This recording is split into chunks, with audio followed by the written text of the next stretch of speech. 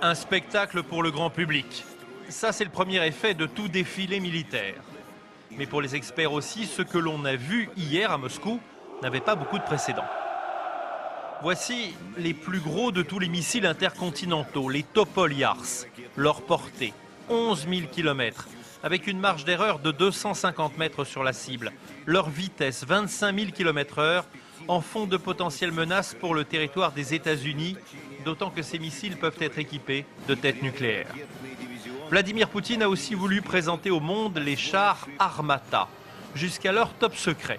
Ils sont plus rapides que la moyenne, 90 km/h, et surtout s'adaptent à différents canons, différentes pièces d'artillerie. Le char Armata peut utiliser à la fois ses propres obus, mais aussi des missiles préprogrammés qu'il emportera avec lui. Autre évolution, l'habitacle humain se trouve en dessous du véhicule. Cela préfigure les futurs chars robots sans équipage sur lesquels travaillent les Russes. De manière quasi permanente, l'armée teste ses équipements sur des zones désertes. Vladimir Poutine supervise ces exercices qui illustrent la croissance du budget militaire. 66 milliards d'euros pour 400 000 soldats, plus 65% en 2 ans.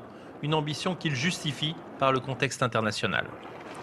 Vladimir Poutine veut montrer à la fois aux Russes et au reste du monde, d'abord qu'il est un leader fort, ensuite que la Russie a réinvesti, modernisé son armée, et troisièmement que la lutte contre le nazisme n'est pas terminée, car en effet, de son point de vue, en Ukraine, les Russes se battent contre des nazis.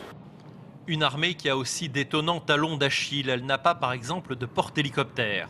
Voilà pourquoi elle avait commandé à la France la livraison des fameux Mistral, livraison toujours suspendue.